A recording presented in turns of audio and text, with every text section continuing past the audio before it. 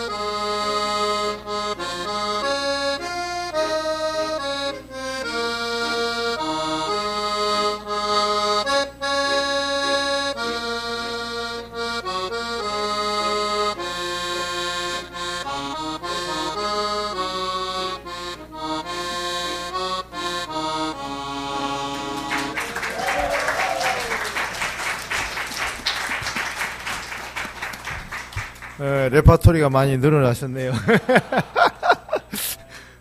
아유, 정말 얼마나 애쓰셨습니까, 진지?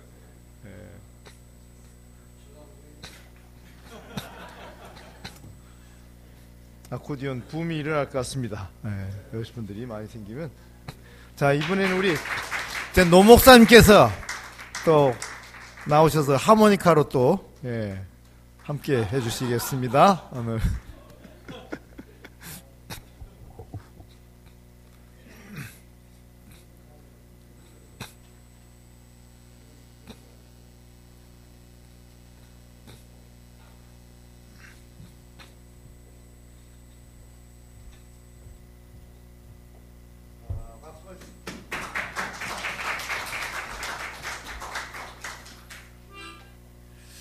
이 아코디온은 사실은 저기 한 6개월 정도 하면 연주할 것 같아요.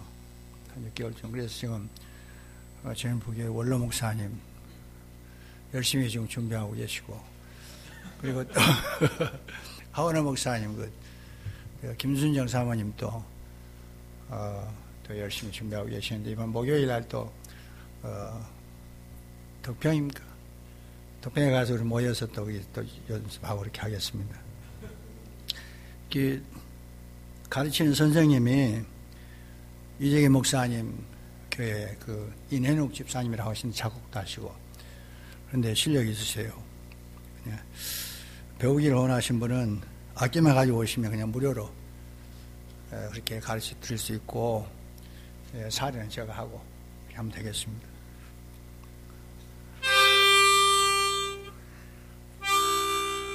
아까 넓은들 했던가요? 네, 아내가.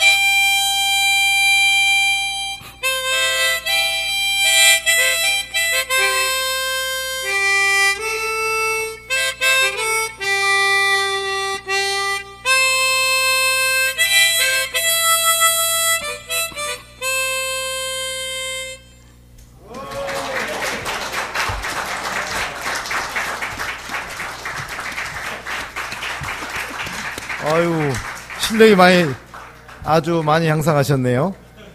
우리 노경호 목사님의 Amazing Grace 변주곡 아주 다양하게 트레몰로도 하시고 정말 실력이 많이 늘고 계십니다. 즐거우셨죠? 점심 먹은 게 많이 소화가 되는 것 같습니다. 오후에는 정신 좀 차려야 돼요. 왜냐하면 눈이 자꾸 내려가니까 많이 웃고 즐겁게. 그래서 아무래도 소화를 하기 위해서는 우리가 노래를 해야 됩니다. 우리 안에서도 기쁘게 춤춰야 되니까 찬송가 내가 매일 기쁘게 즐겁게 한번 부르고요. 오후 강의 듣도록 하겠습니다. 속에 있는 모든 것들이 움직이도록 한번 찬양해 보십시오. 191장, 통일은 427장이네요. 우리 일어나서 한번 부르시면 좋을 것 같습니다. 온몸의 음정이 박수 치면서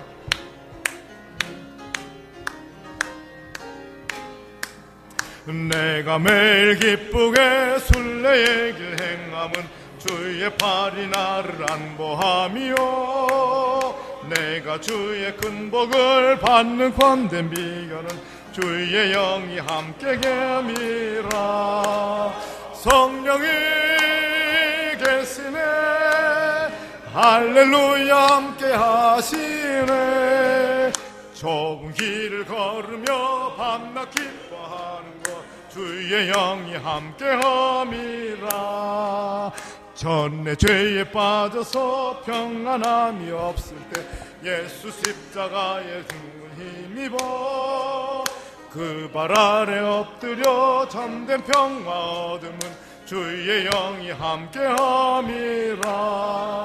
성령이 계시네 할렐루야 함께 하시네.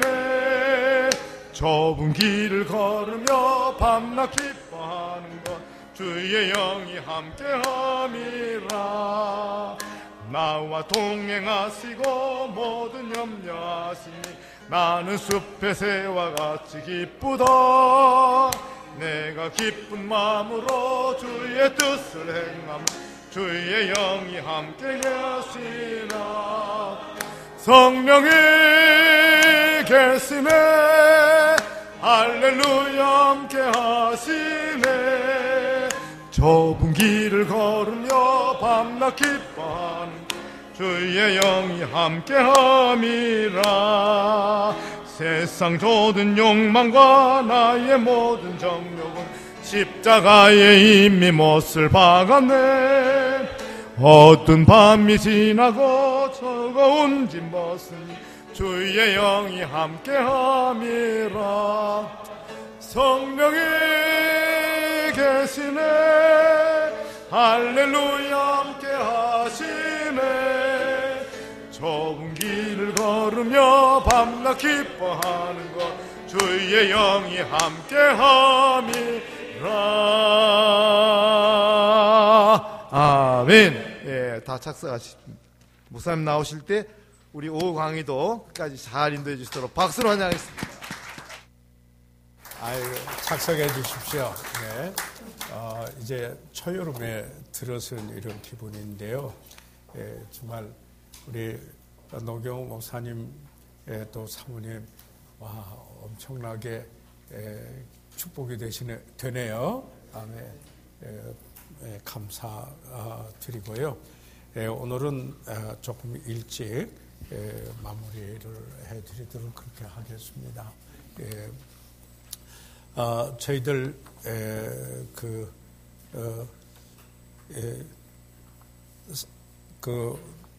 사모님 노경우 사모님 목사님 사모님 연주는 처음 제가 들었는데 아주 뛰어나시고 지난번에 하셨던가요? 그러셨구나. 그 엄청나게 발전을 하셨네요. 그리고 노 목사님 하모니카 실력이 그렇게 그저 어떤 분은 저렇게 은사를 주셔서 잘 하시는데 나는 전혀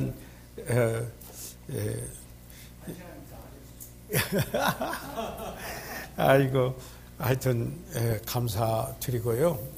여기에 오늘 저희들 조금 하고요. 다른 것보다 조금 일찍 끝내도록 그렇게 하겠습니다. 오늘 제 5쪽에 있는 거기에서 온유함은 영적으로 바로잡는 데 도움을 준다. 저희들이 갈라디아서 6장 1절과 2절에 있는 말씀을 저희들이 지난 시간에 함께 보았습니다. 우리가 영적인 형사가 되어서는 안 된다. 그러면서 저희들이 형제의 범죄한 일로 오히려 내가 기뻐하거나 또 그것을 선전하거나 그리고 사람을 버리는 일을 해서는 아니 되고 그처럼 바로잡고 회복시켜주는 그 동기는 사랑이 그리스도의 법을 성취하기 위한 것이요. 그리고 또 그것을 그 방법은 온유한 심령으로 해야 된다는 사실을 저희들 함께 봤으며 나단이 다윗에게 어떻게 접근했는가 하는 것도 저희들이 함께 보았습니다. 그러면은 그 밑에 1, 2, 3, 4 쭉 나오는데 가로 이렇게 보도록 하겠습니다. 여기에 알버트 바운스는 온유함이란 친절하고 용납하며 용서하는 태도입니다. 그러니까 이 태도인데요. 여기에 gentle 또는 kind 그리고 forbear 용납하고 forgive. 그래서요. 지금 우리가 쭉 와 봤는데 이 온유함에 꼭 포함되어 있는 것들이 여기에 친절하고 양순하고 용납하고 그리고 용서하는 태도인 것을 저희들 보게 됩니다. 그 다음에 온유함은 노하지 않고 그런 말이 있죠. 사랑은 성내지 아니하며 이렇게 이야기를 하고 있는데 그 말은 거꾸로 이야기를 하면은 성내는 순간은 사랑하는 것이 아니다. 이렇게 말할 수도 있습니다. 그래서 온유함은 노하지 않고 주인 노릇하지 않고 이게 이제 참 중요한 일이죠. 그리고 억누르려는 생각이 없는 태도이다. 그러니까 이 태도를 지금 계속 저희들 보았는데요.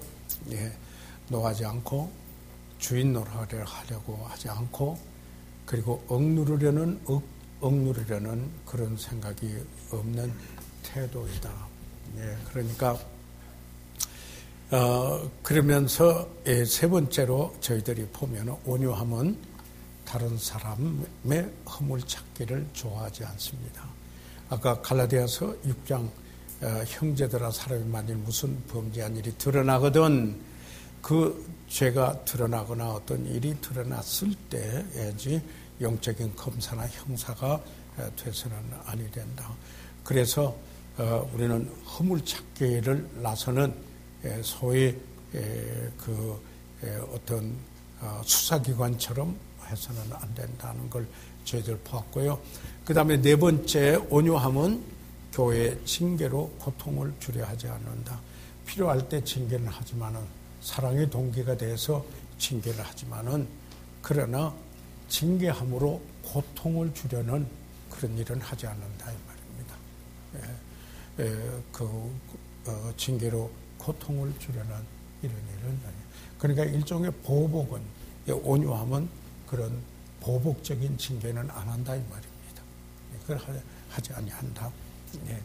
그러면서 저희들 다섯 번째로 온유함은 거칠고 용서하지 않는 기질이 아닙니다라고 이야기를 했는데 이 말은 다른 말로 말하면 친절하고 용서하는 기질입니다. 이렇게 말했어요. 그러니까 오히려 강조점은 거칠지 않고 영어로 이제 rough하거나 tough하는 그런 게 아니고 오히려 gentle and kind하고 그리고 unforgiveness 용서하지 않으려고 하는 그런 기질이 아니라는 겁니다. 다섯 번째죠. 온유함은 거칠고 용서치 않는 기질이 아닙니다. 기질입니다. 기질이 아닙니다. 그러니까 템퍼죠. 용서하려는 기질이다. 용서하는 기질이다. 여섯 번째, 온유함은 사랑, 양순, love and gentle, 겸손, humble, 그런 거죠. humility, 그러죠. 그 다음에 인내, patience. 그리고 잘못이 끝나는 대로 속히 용서. 그러니까 이미 용서할 태도가 되어 있어요. 이게 온유함은 그거예요. 그러니까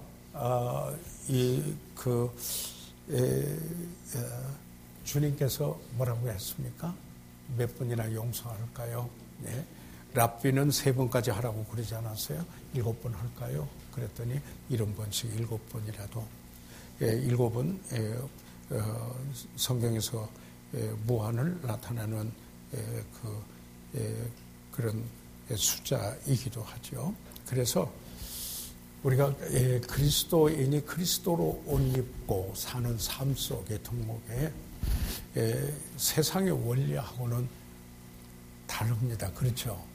그래서 너희는 이 세대를 본받지 말고 그래서 이게 이제 우리가 목회하는데 요구되는 그 중요한 덕목이 바로 이곳에 있다 하는 생각을 해요. 그러니까 이렇게 하면 내게 유익이 되냐 손해되냐 이런 건 아닙니다. 어떻게 하면 내가 주님을 더 닮겠는가? 어떻게 하면은 주님이 원하는 것을 그대로 내 삶 속에서 나타내 보이며 그런 태도를 갖겠느냐? 그래서 이 태도는 그러지 않아요. 일반적으로 이야기할 때 성공과 실패에 90% 영향을 준다.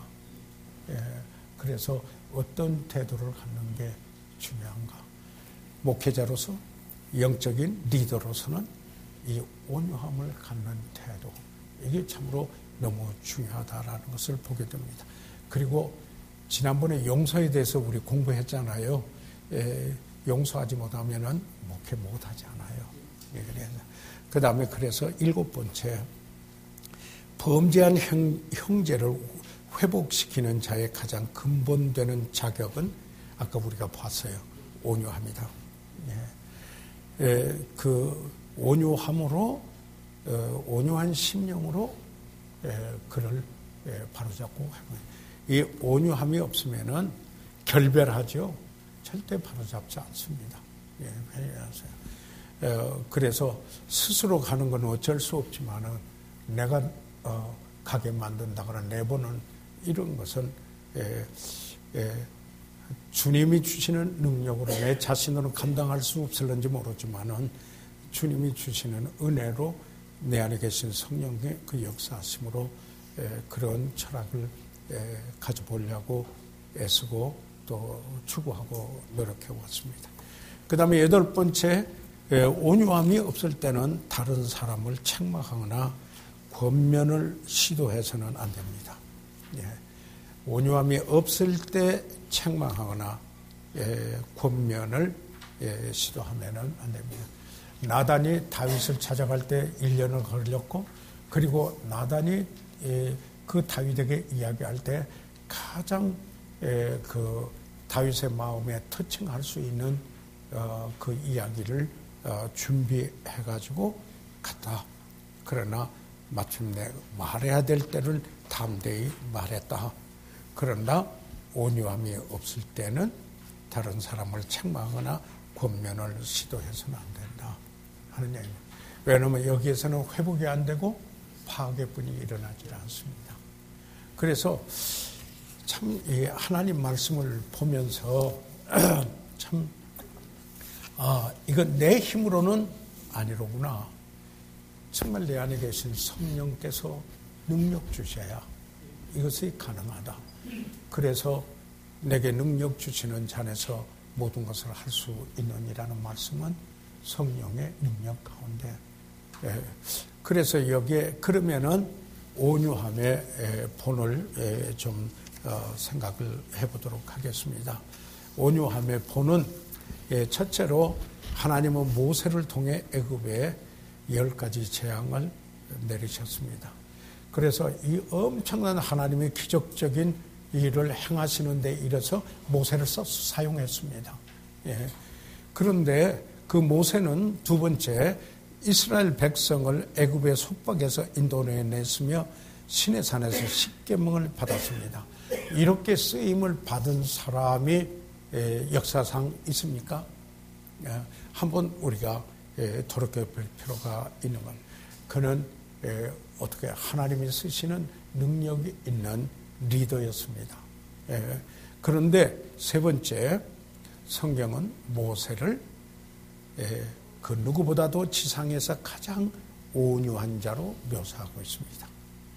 그래서 하나님은 위대한 능력을 행하시는데도 온유한 자를 사용하셨다 하는 겁니다.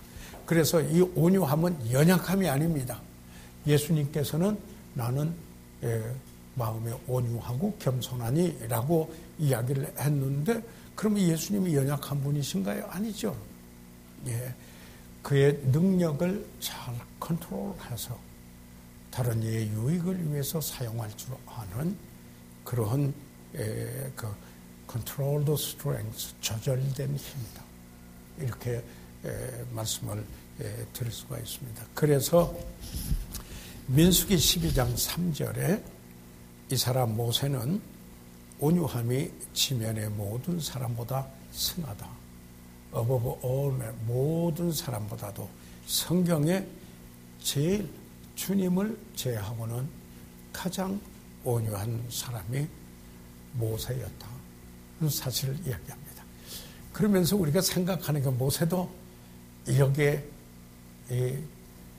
하나님, 그 가나안에 들어가지 못하게 되는 하나님께서 말로 하라고 그러는데 반석을 쳐가지고 가지 못하는 이런 경우가 있었다라는 건 우리에게 큰 교훈을 합리화시켜 위한 교훈이 아니고 우리도 아무리 온유해도 실수할 수 있다.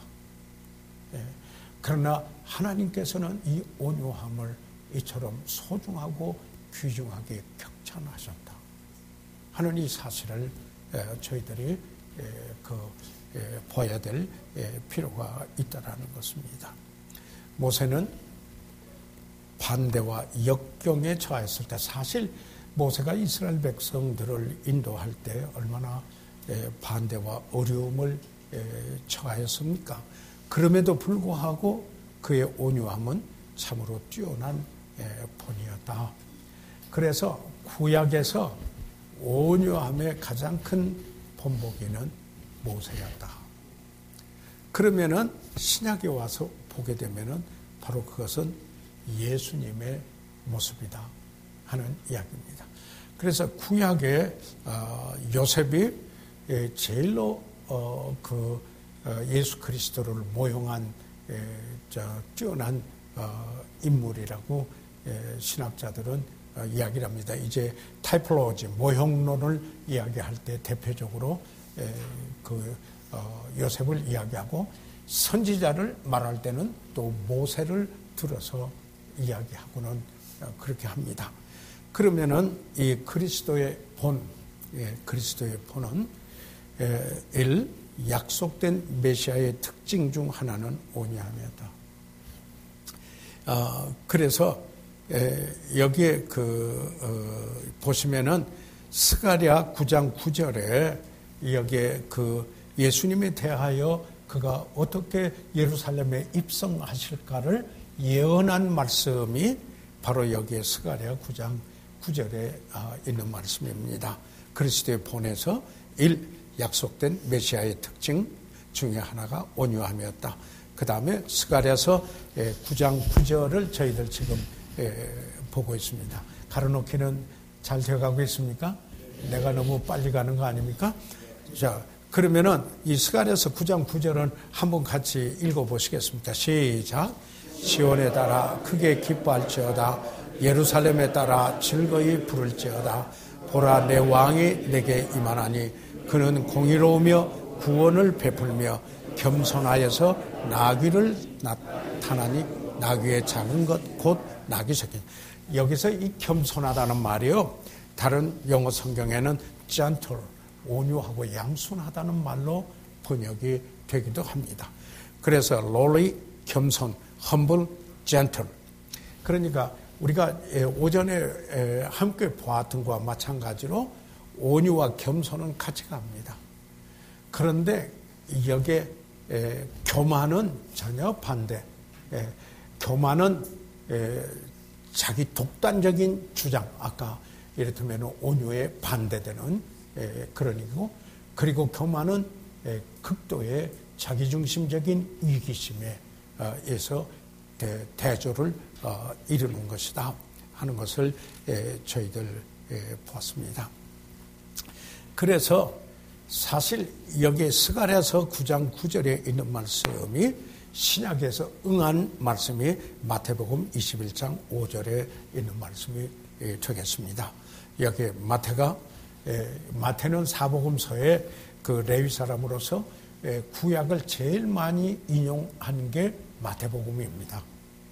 물론 복음서 중에 마가복음을 제일 먼저 기록했지만은 거기에 복음서마다 특징이 있는데 그 마태복음은 예수 그리스도를 유대인의 왕으로 여기에 묘사하고 있고, 그래서 그는 구약 성경을 제일 많이 인용하고 있는 복음서가 바로 여기에 마태복음입니다. 그러면 이 마태복음 21장 5절에 있는 말씀 같이 한번 읽어보시죠. 시작. 시온 딸에게 이르기를 내 왕이 내게 임하나니 그는 겸손하여 나귀 곧 멍에 매는 짐승 새끼를 타도다 하라 하느냐. 여기에서 스가랴서 9장 9절에 겸손하여 하는 꼭 같은 말씀에, 그런데 여기에 그 영어 성경에 그 NASB나 NIV에서 보니까 meek, 온유 또는 gentle이라고 번역이 되어 있습니다. 우리는 겸손하다고 했는데 영어 성경에 보니까 meek 또는 gentle라고 이렇게 이야기를 하고 있어요. 그러니까 지금 우리가 쭉 여기에 온유함에 대해서 이렇게 보면서 겸손하고 온유함을 분리시킬 수가 없습니다. 예수님께서 나는 마음이 온유하고 겸손하니 너는 내게 배우라 이렇게 말씀하실 때 그게 함께 같은 사실을 우리가 볼 수 있습니다. 그게 지금 보려고 하는 겁니다. 이번 예수님은 그 자신을 묘사할 때 가장 큰 특징으로 예언된 말씀을 인용하셨습니다. 여기에 말씀이죠. 인용했는데 그게 마태복음 11장 28절 29절 몇 번 계속해서 인용됐던 구절인데 저희들 다시 한번 같이 읽어보시도록 하겠습니다. 시작. 수고하고 무거운 짐진 자들아 다 내게로 오라. 내가 너희를 쉬게 하리라. 나는 마음이 온유하고 겸손하니 나의 멍에를 메고 내게 배우라. 그러면 너희 마음이 쉼을 얻으리냐. 여기에 예수님께서 수고하고 무거운 짐진 자들아 다 내게로 오라. 그리고 그분이 쉼을 주기 원하신다는 사실. 저는 제가 이 초창기 개척하면서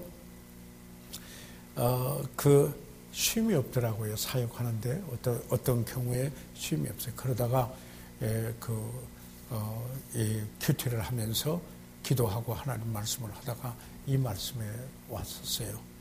그때 이 말씀을 묵상하면서 왜 내가 쉼이 없는가 봤더니 겸손하지 못했습니다. 자신을 보하게 됐어요. 예수님은 마음이 온유하고 겸손하니 예수님의 멍에를 메고 예수님을 배워야 되는데 여기에 다른 것이 끼어들게 됐을 때 여기에 자기를 바라본다거나 또 자기 어떤 걸 조금 생각한다거나 이렇게 해서 겸손함이 없어지면은 바로 거기에 갈등이 생기고 비교가 생기고 이렇게 해서 쉼을 잃는다는 생각을 그때 강력하게 한번 주님께서 말씀해 주신 적이 있습니다. 그래서 이 말씀을 저는 종종 인용합니다. 예수님께서 나는 마음이 온유하고 겸손하니 수고하고 무거운 짐진 자들에게 내게로 오라 내가 힘을 주겠다 이렇게 이야기하면서 그래서 이 말씀은 저는 버겁고 무겁고 짐이 된다라고 생각할 때 이 말씀을 묵상합니다. 전적으로 주님 앞에 내려놓아야 된다. 그럴 때 쉼이 있는 게 아닌가. 그것은 주님을 닮는 모습이만이 가능하다. 온유하고 겸손할 때. 그래서 3번 그리스도의 온유하심을 가장 잘 나타내는 것은 그의 십자가의 사건입니다. 십자가의 사건입니다. 왜 그런가요? 그가 거역하지를 않았습니다. 그렇지 않아요? 거기에 그 온유함이 있습니다. 그는 할만하시면 이 잔을 지나가게 해주시라고 기도했습니다. 그렇지만 바로 뭐라고 했습니까? 내 원대로 마옵시고 아버지 원대로 하옵소서. 그 십자가 앞에 있는 고난, 그 십자가를 모르신 게 아닙니다. 그러나 죽기까지 복종하시라. 십자가에 죽으십니다. 그러니까 이것은 그리스도의 온유하심 때문입니다. 그래서 아버지의 뜻에 거역하지 않고 복종합니다. 여러분, 이 온유함이 있는 분은 거역하지 않고 복종합니다. 이게 참 놀라운 특징입니다. 그래서 저분이 온유한 분인가 아니고 거역하는 분인가? 여기에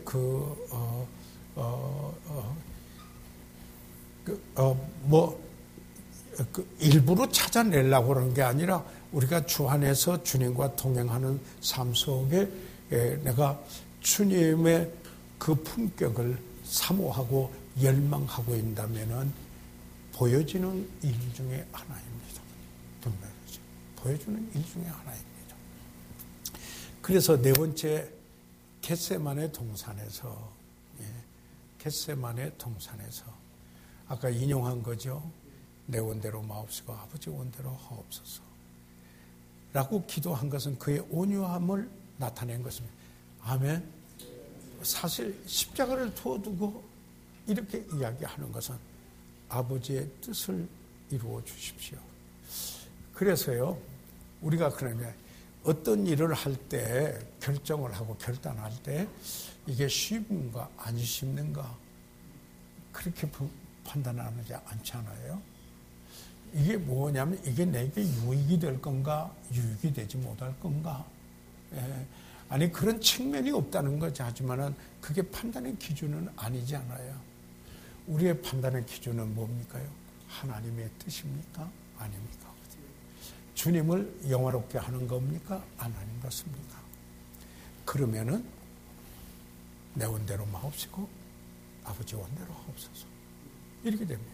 그러니까 그렇게 되면은 내가 원하는 거 내가 편하는 이런 게 아니고 기꺼이 주님 주의 뜻을 이루도록 순복하겠습니다.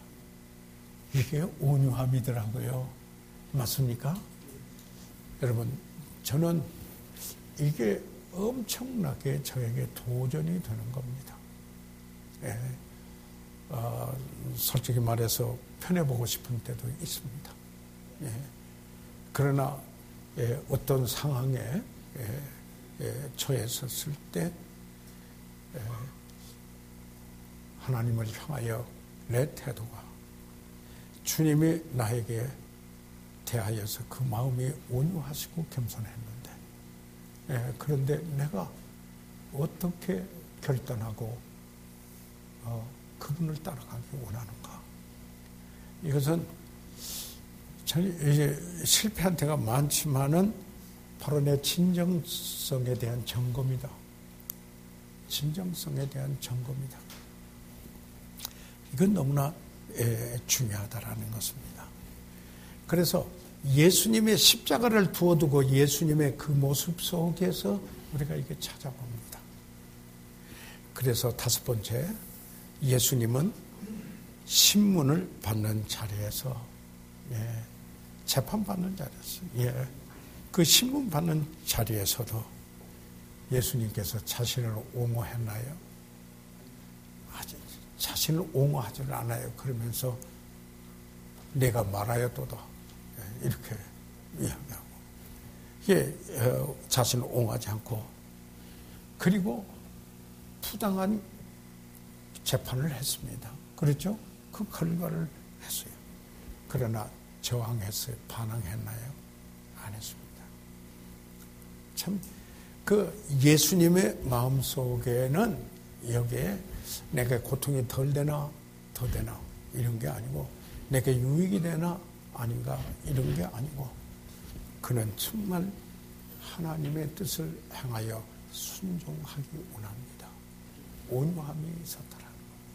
나는 마음이 온유하고 겸손하게. 이게 정말 사역하는 우리들이 주님을 닮고 주님이 원하는 목회. 그래서 바울이 데살로니가전서 2장 8절에 그가 목회 자화상을 이야기하는 데살로니가전서 2장에서 자기가 뭐냐면 유순한 자 되어 유모가 자기 자녀를 기름같이 했다. 그랬을 때 여기 유순한 자가 뭐냐면 젠틀입니다. 이 온유해서 똑같은 이야기입니다. 그래서 이건 어머니의 특징이에요. 그래서 제가 어머니 날 로이스와 유니게가 그 디모데에게 미친 어머니로서의 영향력을 이야기하면서 그가 바울이 데살로니가전서 2장에서 목회할 때 어머니같이 아버지같이 하면은 목회가 성공된다라는 아주 비유를 드리는 그 내용의 어머니처럼 하는 게 유순한 자돼요. 여기서 유모는 nursing mother, 생모죠. 빌려온 어머니 아니에요. 젖을 먹으면서 기르는 어머니 같이. 그래서 어떻게 했어요? 복음으로만 아니라 내 목숨까지 주기를 즐겨 하면 뭐라고요? 너희가 내 사랑하는 자 됩니다.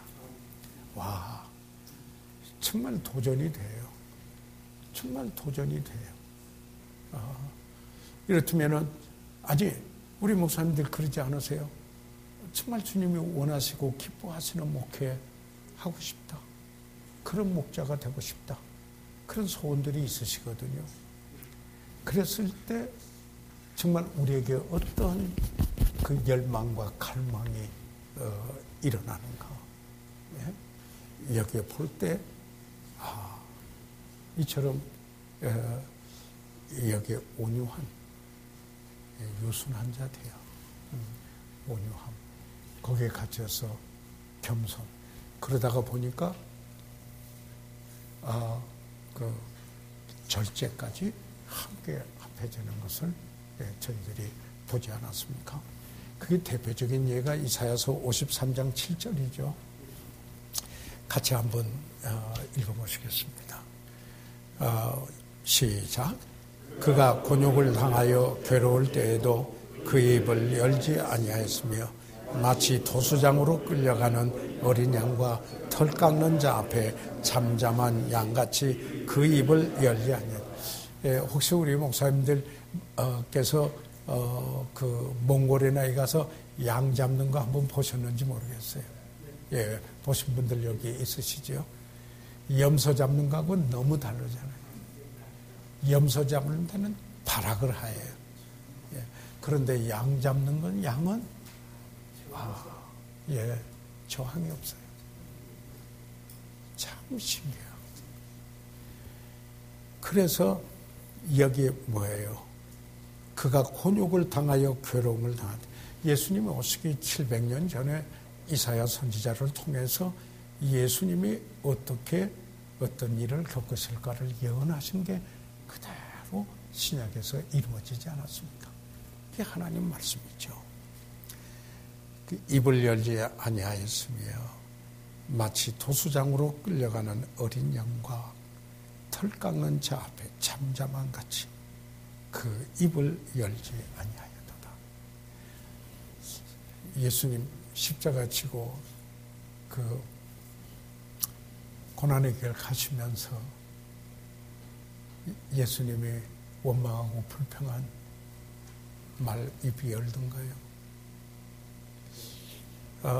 그게 이제 참 도전이 드는 이야기죠. 그래서 우리 여기 동역자들이 있습니다만 할 때 우리가 장난하지 말자. 사역 목회는 장난이고 그냥 놀이만 하는 건 아니다. 정말 우리가 주님이 우리에게 맡겨주신 거라면은 주님이 원하시는 모습의 사람이 돼서 주님의 뜻을 이루고자 하는데 우리 자신이 순복하고 드리는 자가 됩시다. 여러분 쉬지 말라 이런 거 아니잖아요. 우리가 얼마나 필요할 때는 쉬고 대기이지도 할 줄 알아야 되고 즐길 줄도 알아야 되고 하나님은 후히 주사 누리게 하시는 하나님이거든요. 후히 주시기도 하고 누린다고 할 때 enjoy 영어로는 그러기도 하시는 하나님이지 않아요. 그러나 하나님께서 맡겨주신 내 일을 할 때 장난치는 건 아니거든요. 진정성이 있어야 합니다.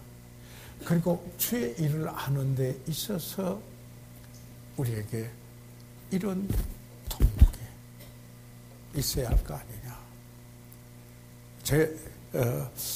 저를 보면서 내 부족한 걸 알기 때문에 지금까지 그래도 구원받고 헌신하고 주님과 동행하고 그 공부하고 가르쳐 오게 벌써 55년인데 그럼에도 불구하고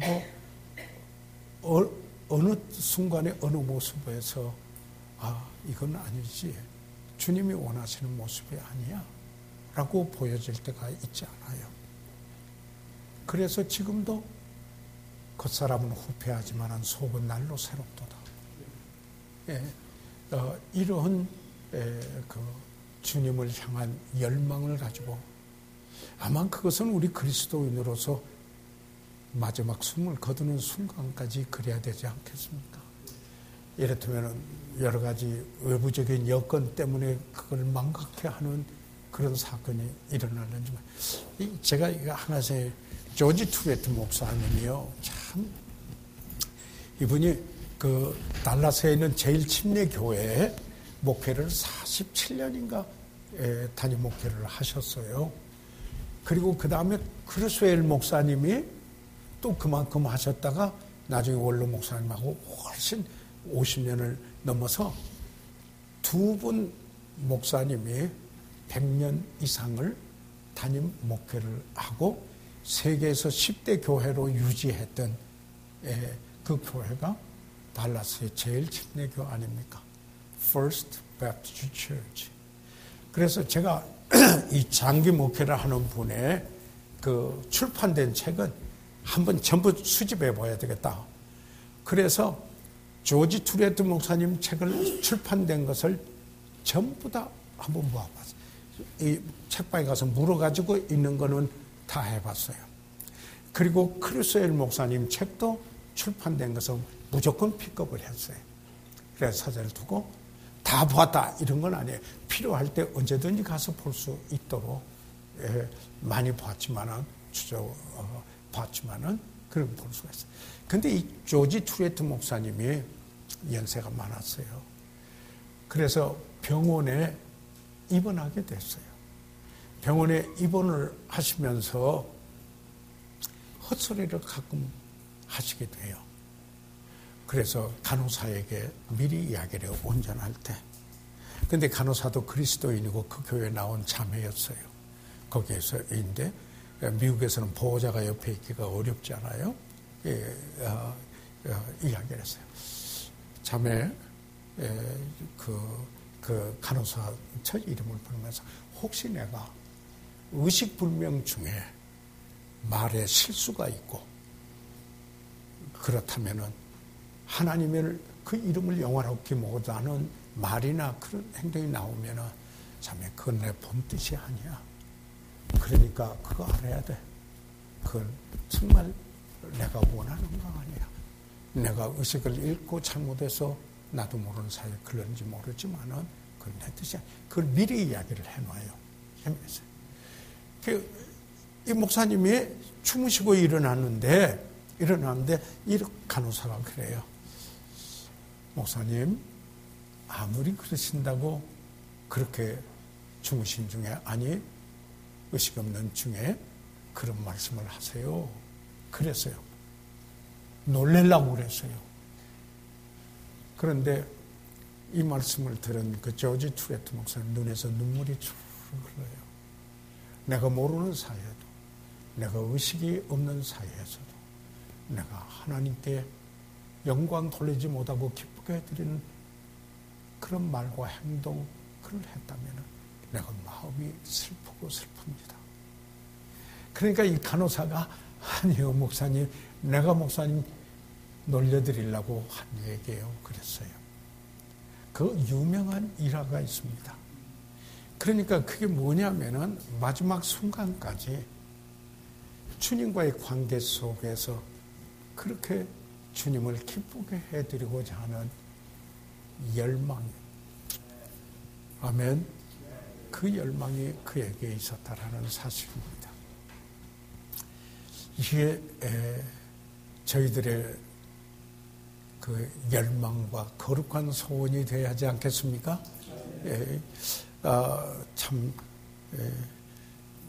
그래서 우리가 우리 자신을 기도하게 돼요. 우리가 이런 말 있죠. 웰빙, 요새 웰빙 푸드 하면 건강한 뭐 이렇게 해주면은 그 웰빙 속에 건강한 존재, 모든 게 균형적으로 갖춰지는 그 존재로서 사는 게 웰빙이죠. 그런데 요새 무슨 말이 또 있어요? well aging, 잘 늙어가는 거. 이게 있어요. 그래서 재미있는 게요. We are not growing older, but growing up. 그런 말을 써요. 우리는 늙어가는 게 아니고 위로 성장하고 성숙해가는 거다. 왜 그런 멋진 말이 있는 것처럼 여기에 우리가 이제는 내가 나이를 먹었으니 이제는 내가 이만큼 했으니 이런 한계를 둬서는 안 된다는 생각을 해보게 돼요. 내가 어떤 위치에서 어떤 일을 하든지 간에 역시 하나님 받은 소명은 끝나는 게 아니잖아요. 직분은, 지위는 끝나고 자리는 바뀔 수 있어요. 그렇죠? 그렇지만은 주님을 섬기는 일은 평생 숨 붙어 있을 때까지예요. 그러지 않아요? 그렇다면은 아멘. 이것은 어떤 자리에 끝까지 붙어 있겠다 그런 말이 아니고요. 그런 말이 아니고 거룩한 소원이 가지고 있다 하는 이야기예요. 이 주님 앞에 이런 열정과 소원이 자리 잡아야 저한테 하는 얘기예요. 그래야 내가 제대로 살아가는 거 아니냐. 나이 들어가면서도 그런 생각을 해보게 됩니다. 그래서 6번으로 왔습니다. 6번, 예수님은 빌라도 앞에서 그의 온유함을 나타냈습니다. 빌라도 앞에서. 예. 아니, 여기는 하나님이고, 여기는 지금 빌라도는 하나님의 총독이었어요. 그리고 유대인들이 그를 통해서 지금 로마의 그 권위로, 권세로 예수님을 처리하려고 했거든요. 예수님 그거 모르시나요? 요한복음 19장 11절 같이 읽으시죠. 시작. 예수께서 대답하시되 위에서 주지 아니하셨다면 나를 해할 권세가 없으리니 그러므로 나를 내게 넘겨준 자의 죄는 더욱 그러하시니라. 여기 뭐라고 그랬어요? 지금 위에서 주지 아니하셨다면 나를 해야 할 권세가 어디에 있겠느냐? 그러나 저희들이 자의적으로 자기들을 위해서 나를 주께서 넘겨준 저들에게는 죄가 있다. 그런 말씀이죠. 그래서 이게 그런 거예요. 예수님은 아버지의 절대적인 주권과 통치권을 여기에 믿고 있어요. 예. 그러나 옆에 있는 고의적으로 범죄하는 죄를 져서 자기들의 유익을 위해서 없애려고 하는 그런 일에 죄가 저들에게 있다. 이렇게 여기에 말씀하신 것을 저희들 보게 됩니다. 그러니까 여기에 우리가 지금 덕목이 10번째잖아요. 10번째인데 정말 저는 제 생활에 이걸 이렇게 자세히는 안 했지만은 우리 교회에서 덕목 시리즈로 설교는 했어요. 그러나 이렇게 자세히 하지는 않았어요. 제가 나갈 때 그저 한 덕목에 그저 35분, 40분 아니면 45분 했던 건데 그런데 오늘은 종일 하지 않아요. 예를 들자면요. 이게 목사님들하고 같이 함께 나누면서 저도 도전을 받고 우리가 같이 한번 생각해 보는 게 의미가 있기 때문에 그렇습니다. 자, 그래서 7번 그리스도의 온유하심은 아버지 하나님의 결정하시는 능력, 무한한 지혜, 목적을 위해서 하나님의 목적을 위해서 그분이 주재하시고 통치하신다는 것을 아는 결과였습니다. 그러니까 이것은 그분의 주재권, 통치권을 알고 인정하는 태도입니다. 아멘? 그러면은 온유해진다는 겁니다. 그럴 때 자기 자의적인 보복을 안 해요. 하나님께 맡겨요. 왜냐하면 신원하는 것은 누구에게 있어요? 하나님 없어요. 상 주시는 것도 누가 해요? 그런데 자기가 얻어내려고 해서 원망하고 불평하고 그리고 자기가 보복하려고 하다 하나님이 하실 일을 자기가 뺏는 거죠. 거기에 어떻게 하나님의 축복을 기대하겠습니까? 그래서 우리는 끊임없이 하나님과 동행하는 이런 삶을 통해서 그의 은혜를 입으며 그리스도의 은혜와 그를 아는 지식에서 자라가야 합니다.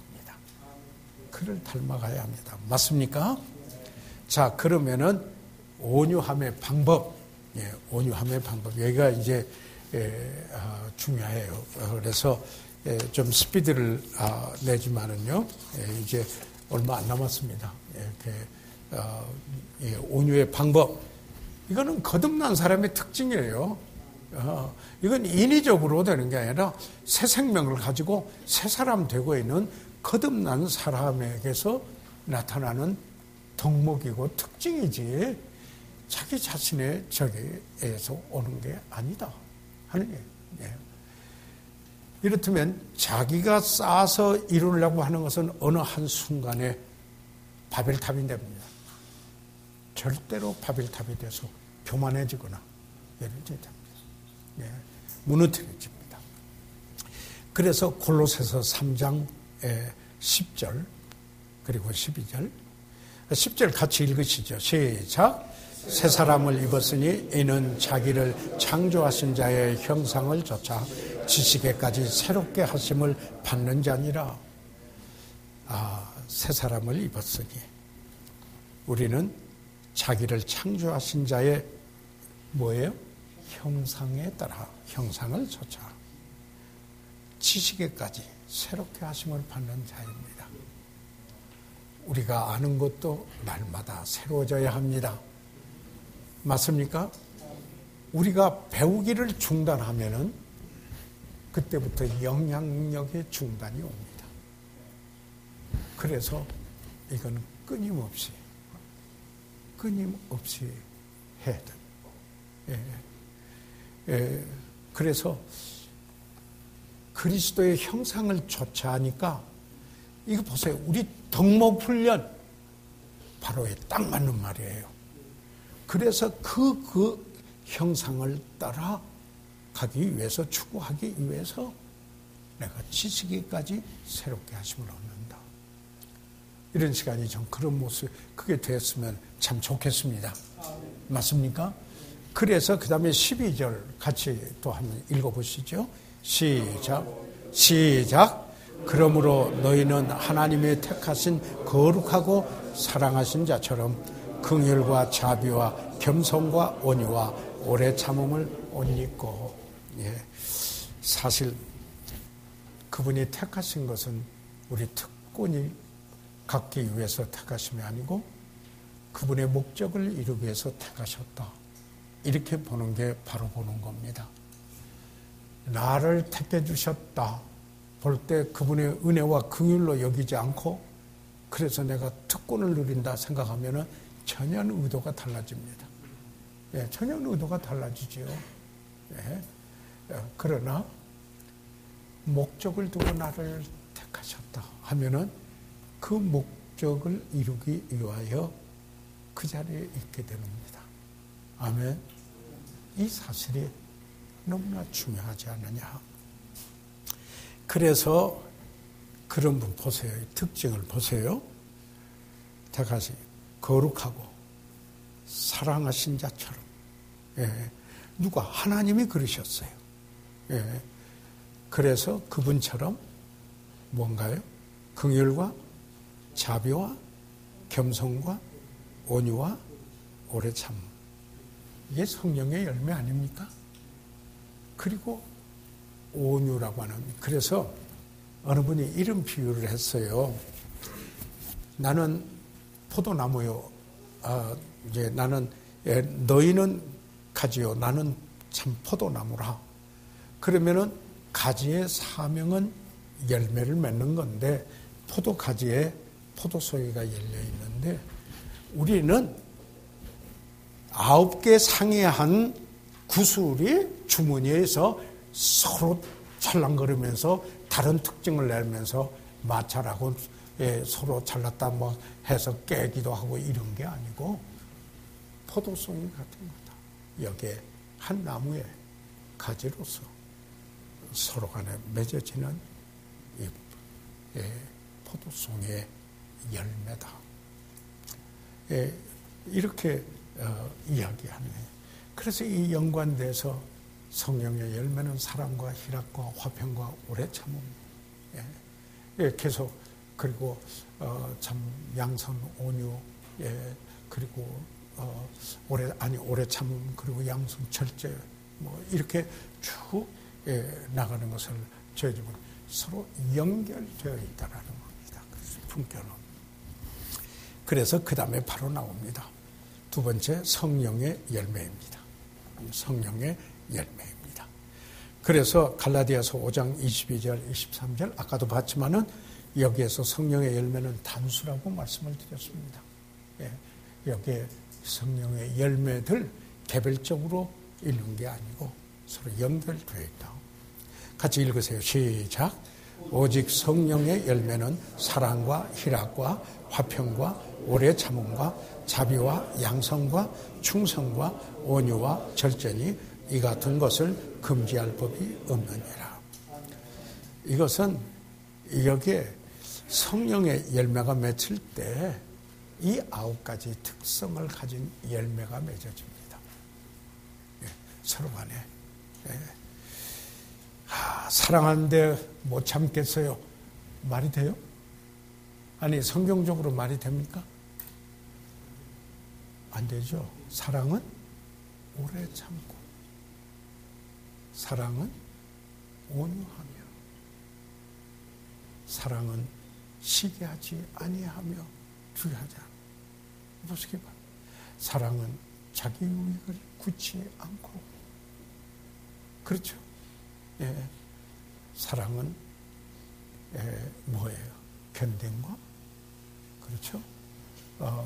또 참음과, 그리고 또 용납하는 이 모든 것이 함께 그 고린도전서 13장 7절에 있는 말씀 보시면 되지 않습니까? 그래서 성령의 충만함을 받을 때, 성령의 지배를 받을 때, 사실 충만하고 지배는 같은 겁니다. 제가 예를 들어 보겠어요. 사랑으로 충만하면은 뭐 지배를 받을까요? 사랑의 지배. 분으로 가득 차면 충만하면은 무슨 지배를 받을까요? 분으로 지배를 받을 겁니다.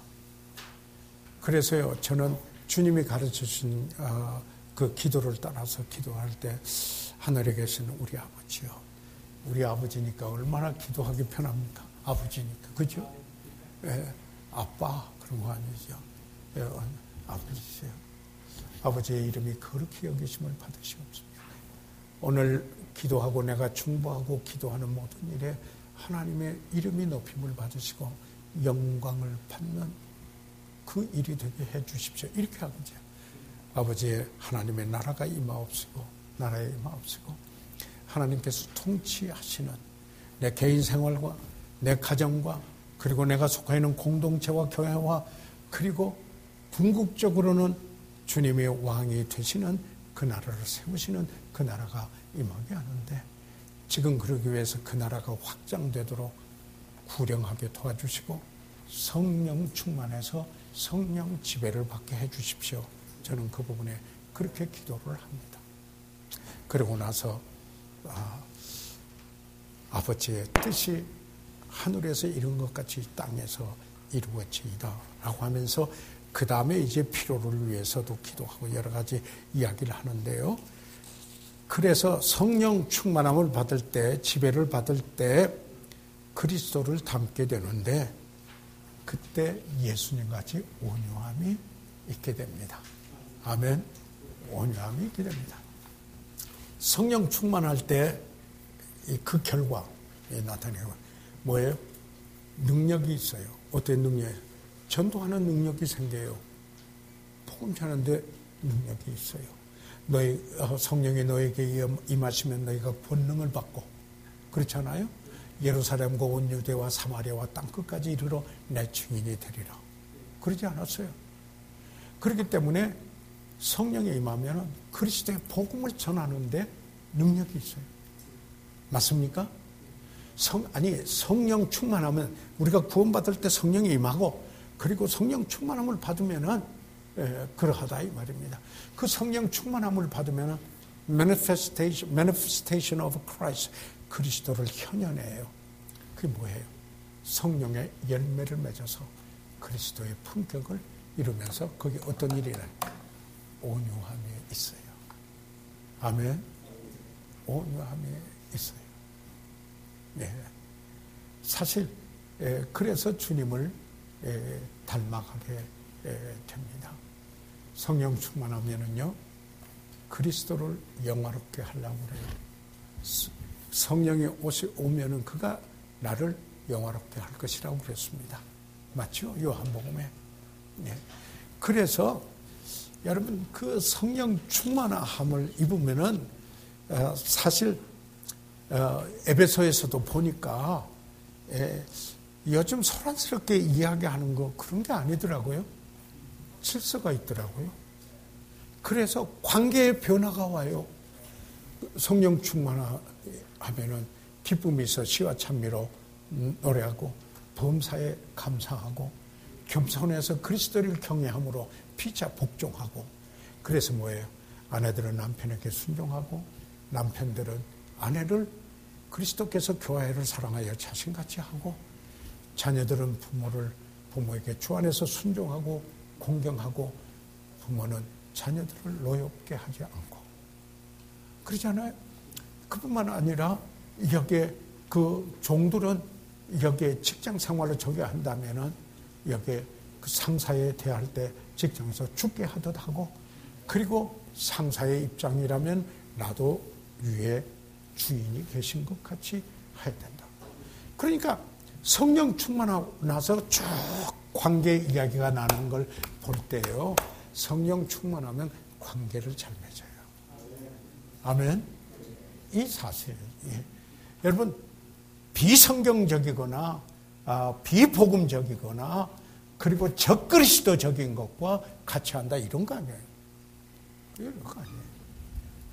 가정에서 관계가 바로지고, 교회 안에서 그리스도의 그 몸의 지체들로서 몸을 내는데 하나가 되고, 그래서 다양한 중에 하나 되는 the unity in diversity, 다양성 중에 통일성. 이게 교회 모습이 하거든요. 예. 그래서 같은 마음을 품으라. 예. 고린도 교회도 이야기하기를 같은 말을 하라. 무슨 말이에요? 같은 묵치라는 이야기 아니에요, 우리말로 되면요. 그래서 성경에 이런 모습들이 어떻게 해요? 성령 충만함. 성령. 그래서 성령 충만함을 방해하는 게 어떤 거예요? 그거는 그 성령을 이렇다면은 근심되게 하는 거죠. 어떤 게 근심되게? 진리의 영인데 내가 거짓이 있으면은 성령이 근심되게 하니까 내가 기쁨이 없죠. 성령은 은혜의 영인데 내가 은혜스럽지 못해요. 그럴 때 성령을 근심되게 하죠. 이 근심되게는 사랑의 수로예요. 그렇기 때문에 성령 충만이 안 되죠. 그렇게 되면은요. 그분은 사랑의 영인데 내가 미워한다면은 성령 충만이 되겠습니까? 그뿐만 아니라 성령을 소멸하지 말라. 그런데 불 끄지 말라는 얘기가 되는데 코엔치. 성령의 인도하심에 불길을 끄지 말라니. 성령 자체가 없어진다. 이런 거 아니죠. 그분이 어떻게 소멸시켜요? 우리가 그게 아니에요. 우리말 번역 때문에 잘못하는데 성령의 인도하심을 소멸하지 말고 순복하라. 온유함이에요. 아멘. 그게 온유함. 그래서 성령의 인도하심에 순복해서, 그리고 하나님의 말씀에 그대로 순복해서 자신을 드리는 것. 이게 온유함이에요. 그러기 위해서 어떻게 해요? 성령은 거룩한 영이에요. 자기 깨끗하게 해야 돼요. 알려진 죄를 자백해야 돼요. 그렇죠? 알려진 죄를 자백하고 자기 속에 있는 거, 자기 주장한 거, 이게 비록 그 잘못된 건 아닐지라도 자기 거 비워요. 그래야 성령으로 가득 차죠. 예? 그리고 드려져야죠. 예로도 완전히 드려져야죠. 그러면 그 안에 이미 계신 성령께서 충만하고 주장하는 거 아니겠습니까? 그래서 믿음으로 주장해야 되고, 바로 그 성령 충만함이 지속되게 해서 그리스도의 말씀이 풍성히 거하도록 해야 되고, 그리고 기도 생활을, 주님과의 동행하는 생활을 지속해야 합니다. 아멘. 그럴 때 열매 온유함이 있게 된다는 이 사실. 우리 목사님들 설교하신 거예요. 단지 제가 이 말씀을 드리는 거는 우리가 다시 한번 되새김하는 거예요. 그렇지 않아요? 저도 저에게 되새김 해보는 거예요. 그래서 세 번째, 경건한 삶을 추구함으로 거듭나고 성령 충만해서 그 열매를 맺고, 그 다음에 경건한 삶을 추구해. 이 말은 뭐냐면은 거룩한 소원을 가지고 열망해야 됩니다. 애쓰니라 하는 말이 있잖아요. 추구하라. 이랬어요. 너희는 먼저 그 나라와 의의를 뭐라고 그랬어요? 구하라. seek. 그런데 그게 고린도전서 14장 1절에 사랑을 따라 구하라 그랬잖아요. 원어의 꼭 같은 말이에요. 그런데 다른 번역을 하면 영어 pursue, 추구하라 이런 말이에요. 여러분, 이게 거룩한 소원을 가져야 돼요. 우리가 그렇게 하고 싶다라는 이 거룩한 소원이 여기서 자결해야 돼요. generate 해야 돼요. 예, 발전돼야 돼요. 내 속에서 발전돼야 돼요. 그런 게 없어요. 그냥 이래도 이래 하면은 거기에 뭐가 나오겠어요? 네, 뭐가 나오겠어요? 그래서 로마서 12장 1절에 구원론을 마무리하면서, 이를테면 로마서 1장에서부터 11장까지 8장까지는 이방인과 복음과의 관계의 은혜, 그리고 9장, 10장, 11장은 유대인과 복음과의 관계를 이야기하고 12장에서 16장까지 이야기를 하는데 그리스도인의 삶을 항상 교리적인 거 이야기하고, 그 다음에 바울은 삶에 대해서 이야기를 하는데, 거기에 제일 먼저 1절에 12장 1절에 뭐라고 말해요? 그러므로 내 사랑하는 형제들아, 하나님의 자비하심으로 권하노니, 자비하심으로 권하노니 뭐래요? 너희 몸을 하나님이 기뻐하시는 거룩한 산 제사로 드리라. 거룩한 산 제사로 드리라. present 또는 YIELD에서 드리라. 그 킹제임스에서는 로마서 6장에 그 수로를 썼는데, 이건 법적 수로로 양도하라. 내게 아니고 하나님의 것이 됐으니 그분께 철저하로 양도해라. 드려라. 헌신의 뜻이에요. 그래서 그분이 소유권을 완전히 주장하게 하라. 그래서 드려져야 돼요. 그래서 이 세대를 본받지 말고 뭐라고 그랬어요? 하나님의 선하시고 기뻐하신 뜻을 분별하더라. 어떻게? 마음을 새롭게 해서. 그래서 이런 열망이 우리 안에 붙들고 있어야 된다. 그래서 온유를 좇으며 이런 열망이 추구하고자 하는 마음이 있어야 됩니다. 아멘. 그래서 그 다음에 하나님의 소명의 요소입니다. 예. 하나님께서 우리 각자 다 부르셨습니다. 여기에 그 에베소 4장 1절과 12절 같이 한번 읽어보실까요? 시작. 그러므로 주 안에서 갇힌 내가 너희를 권하노니 너희가 부르심을 입은 부름에 합당하게 행하여 그 모든 겸손과 온유로 하고 오래 참으로 사랑 가운데서 서로 용납하고. 여러분, 여기서 말하는 것은 꼭 우리가 목사의 소명을 말하는 거 아니에요. 여기 에베소에 있는 그 각기 그 은사가 다르고 그 기능이 다른데 그들이 각기 그 일을 하도록 부름을 받았어요. 그런데 하나님이 부르신 대로 합당하게 행하기 위해서 어떻게 어떤 덕목을 갖춰야 되느냐? 그게 2절이에요. 뭐예요? 모든 겸손과 아까 봤죠? 온유로 하고 오래 참음으로 사랑 가운데서 용납하고 서로 용납하고. 여러분, 이게 절대로 합당하게 우리가 행하는 데 필요한 덕목입니다. 맞습니까? 내가 주님의 부르심에 합당하게, 그러면 우리는 복음 전하고 말씀 전하고 사역하는 데 일생을 갈라놓고 섬기는 일에 부름을 받았습니다. 맞습니까? 그렇다면은 합당하게 행하려면은 모든 겸손, 모든 경우에 겸손과 온유로 하고 오래 참음으로 사랑 가운데 서로 용납, 전부 연결되어 있어요. 겸손, 온유, 오래 참음, 사랑, 용납. 이게 함께 같다 이 말이죠.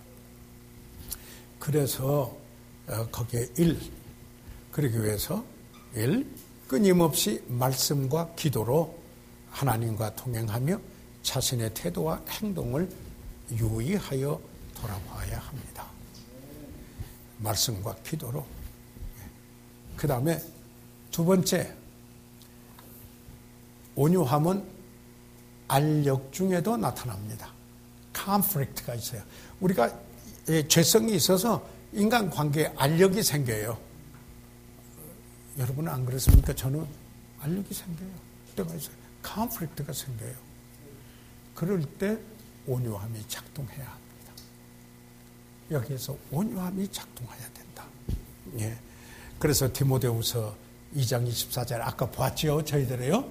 한번 읽고 넘어가죠. 시작. 마땅히 주의 종은 다투지 아니하고 모든 사람에 대하여 온유하며 가르치기를 잘하며 참으며. 전투적인 사람 목회 못해요. 싸우기 좋아하는 사람 안 돼. 주의 종은 그러면 안 돼요. 아까 봤죠? 저희들 한참 얘기했습니다. 모든 사람에 대하여 온유. 모든 사람, 특정한 사람에게만 아니에요. 모든 사람에 대하여 온유하며 가르치기를 잘하며 참으며. 정말 이거는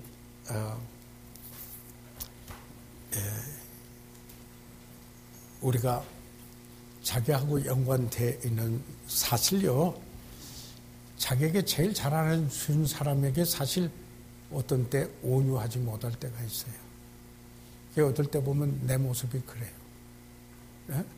나에게 제일 잘해주고 잘해주는 편에서 제 아내에 대해서 어떤 때 컨트롤이 못할 때가 있어요. 여러분은 안 그러시죠? 그럴 때가 있을 수가 있어요. 그럴 때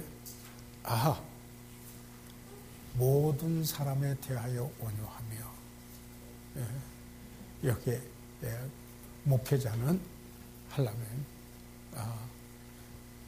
특정한 사람을 두고 하는 게 아니다. 맞습니까? 아까도 오전에 한참 이야기를 많이 했습니다.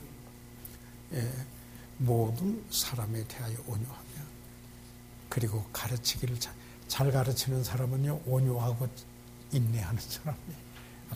아까 수없이 얘기했으니까 그냥 넘어갑니다. 그 다음에 사람들이 돌로 스데반을 칠 때 그는 주님을 찬양했습니다. 그리고 기도하였습니다. 어떻게 해요? 주 예수여 내 영혼을 받으시옵소서. 주여 이 죄를 저들에게 누구 꼭 닮았어요? 그래서 어떤 강해자는 이러더라고요. 아마도 이 사도 바울이 회심하고 구원받고 나서 스데반을 돌로 쳤을 때 그 돌로 치는 사람은 옷을 가지고 있으면서 어떤 데는 진두지휘 해설도 있고 그걸 보면서 깊이 인상을 받았을 것이다. 그래서 스데반의 영향력이 주님을 만났을 때 그를 변화시키고, 그리고 이런 품목을 덕목을 이야기하게 됐을 것이다. 그렇게 이야기를 하는 겁니다.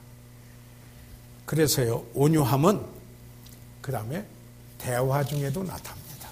이 온유하지 못할 때 대화하고 온유할 때 못하면 아주 그냥 다투려고 그러죠. 예. 이 대화 중에 나타나는데요. 이 온유할 때,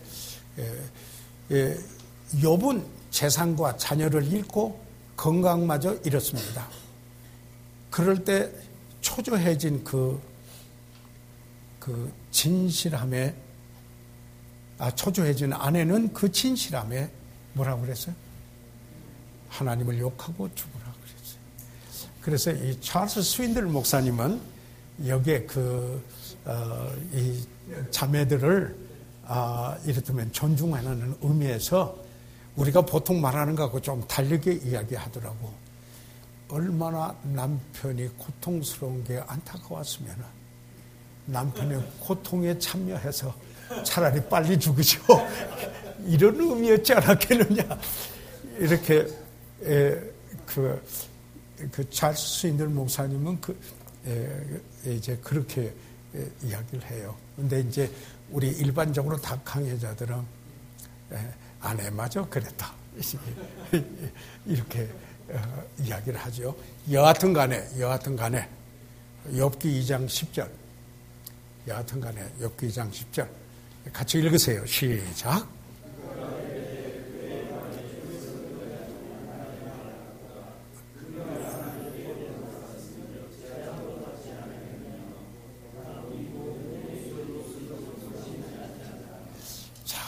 그런 아내에게 참 지혜롭게 대답합니다.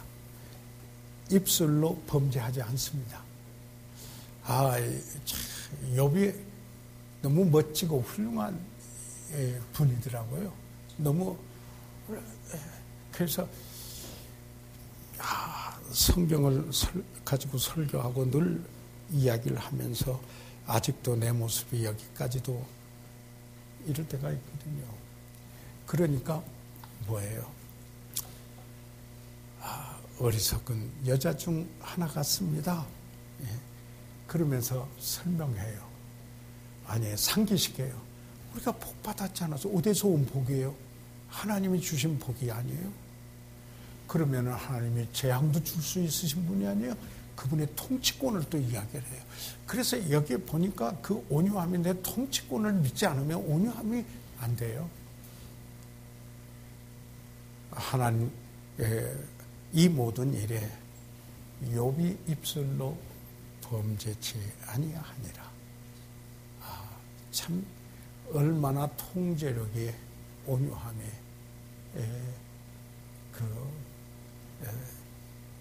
그러니까 입술로 범죄치 않을 정도라면 진짜 성숙한 분이에요. 맞아요? 그런데 이게 가장 가까운 사람. 예. 왜 그런 줄 아세요? 사랑한 줄 알기 때문에 이렇게 한다고 마음 변하지 않을 거니까 그러다가 너무 지속하다가 큰일 나죠. 예. 그 관계. 그래서 4번 그냥 넘어갈게요. 시간 조금 일찍 끝나기로 했으니. 온유한 말은 맛이 있습니다. 예. 테이스트가 있어요. 그래서 온유한 말은 적절합니다. 예. 뭐죠? 은쟁반에 금사과 같다 그랬죠? 예, 잠언에 그렇죠? 은쟁반에 금사과 같다. 적절한 말을. 맛이 있고 적절하다. 그러니까 이를테면 뭐죠? 은혜 가운데 너희 말을 은혜 가운데 소금으로 고르게 함같이 하라. 그랬어요.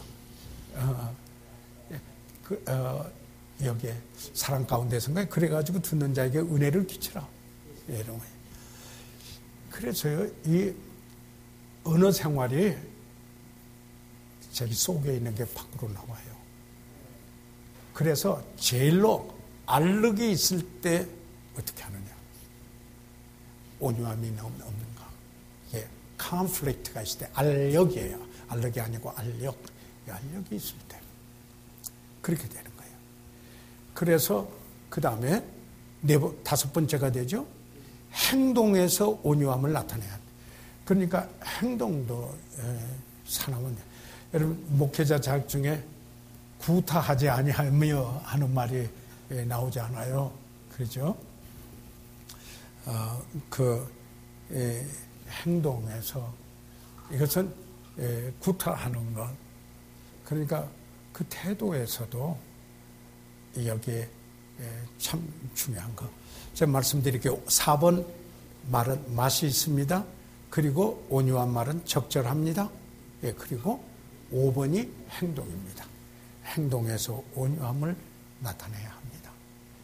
그러니까 우리가 이 알력이 있을 때에도 나타나야 되고, 그렇죠. 대화 중에도 나타나야 되고, 그리고 우리 하는 말이 소금으로 고르게 함같이 해서 듣는 이에게 은혜를 끼쳐야 돼서 은쟁반의 금상과 같이 적절해야 되고, 온유한 말이고, 행동에서 온유함을 나타내야 합니다.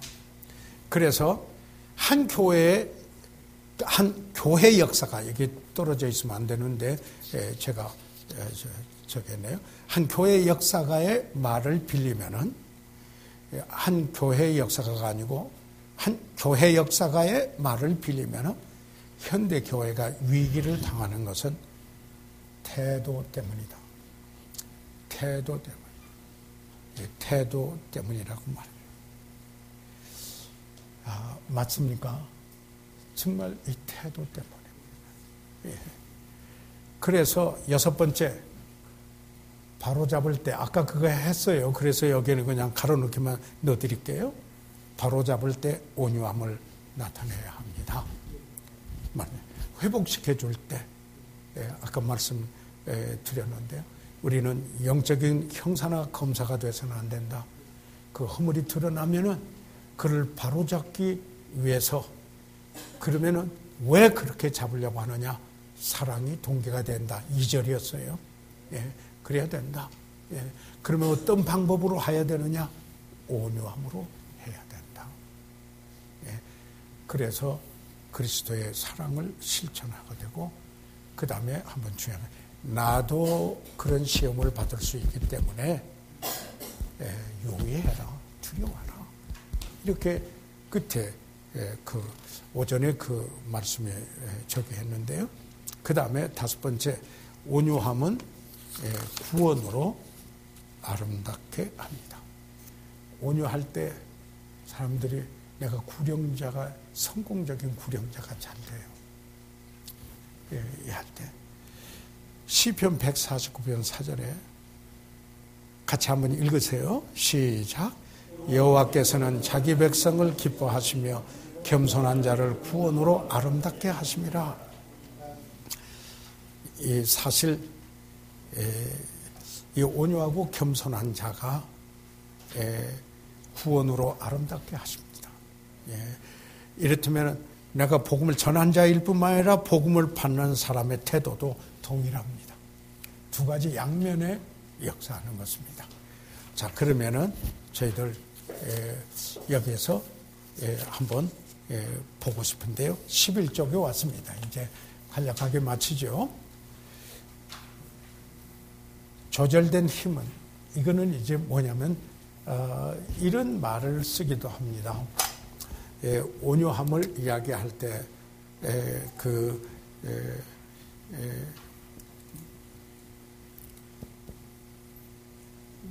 controlled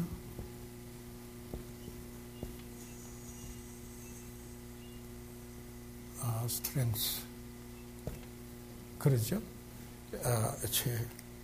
조절된 힘이다. 조절된 힘이다. 절대 연약함이 아니다. 온유함은 힘이 없어서 그런 게 아니다. 그 조절된 힘이다 하는 이야기입니다. 그래서 이런 거거든요. 1마력의 말이 있는데, 1호스파워, 한 마리의 힘을 1마력이라고 그러죠. 그런데 여기 말이 한 마리 있는데, 한 말은 길들이 말이고 한 말은 길들이지 않은 말이에요.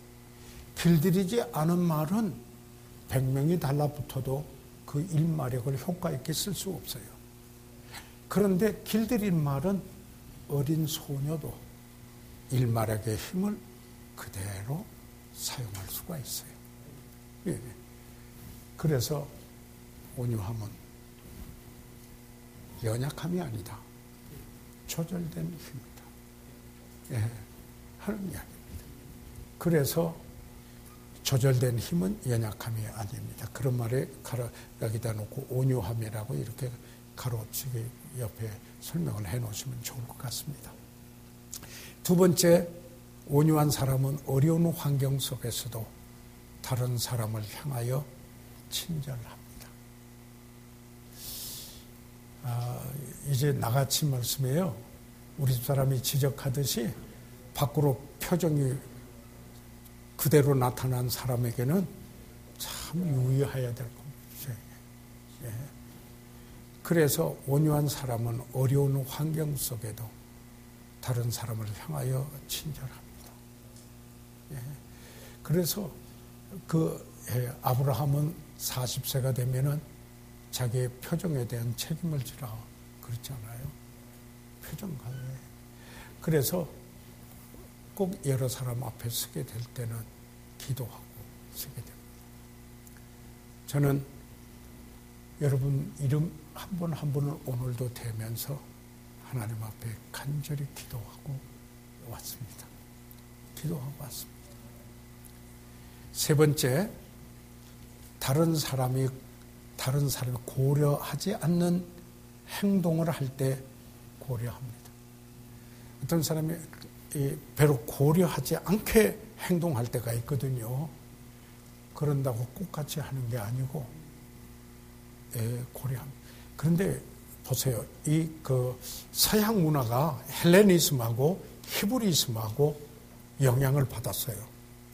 그래서 이 서양 문화가 됐는데 여기에 둘 다 교만의 요소가 있어요.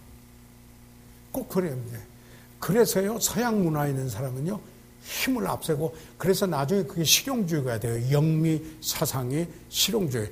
유럽 내중 사상은 실존 사상으로 가고, 이쪽은 실용주의 사상이 돼요. 그래서요, 동의 보복을 꼭 당해요. 서양 문화에서 참 그리스도인에 사로잡히지 않으면은, 너 그래서 당해봐야 네가 알겠구나. 이렇게 되는 경우가 많아요. 그런데 그게 자연스럽게 되져요. 그래서 조심을 해요. 그런데 그럼에도 불구하고 우리는 다른 사람이 컨시더레이션하는 고려가 없는 어떤 행동을 하더라도 온유한 사람은 고려를 해요. 그래도 고려를 해요. 네 번째, 다른 사람이 거칠 때도 부드럽고 불쌍히 여깁니다. 이게 온유함이에요. 탄생하죠. 거칠 때가 있어요. 그렇잖아요. 여러분 목회하면서도요, 온갖 분들의 그 특성과 기질을 갖는 분들을 보게 됩니다. 그게 주 안에서 새 사람 됐지만은 아직도 그 기질들이 나타날 때가 있습니다. 안 그러는가요? 그래서 어떤 분은 거칠 때가 있습니다.